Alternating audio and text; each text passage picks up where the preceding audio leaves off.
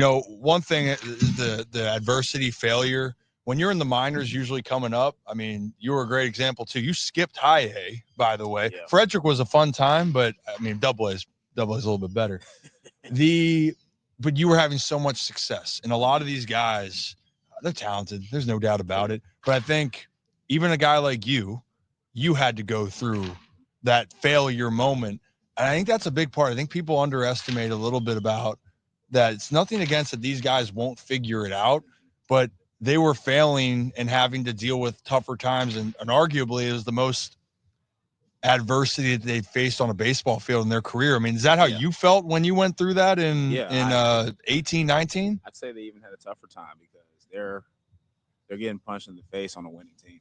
Yeah. And I was facing my challenges on a team that was up and down, having some moments, but for the most part struggling. Struggling heavy. So it was different for me to go back, try to figure some things out to then come up to help the team. These guys are coming in a situation where there's a lot of expectation, not only for the team, but for themselves.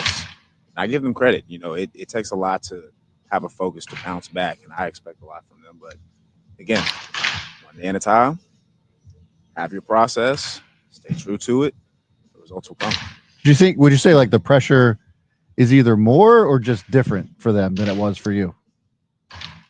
I would say both. Yeah, I think more just in a sense of the pedigree, getting drafted first round, things of that nature, and then different in the sense of, again, coming into a team where you need some results to help the team win. It's just it's one of those things. It's not easy to balance.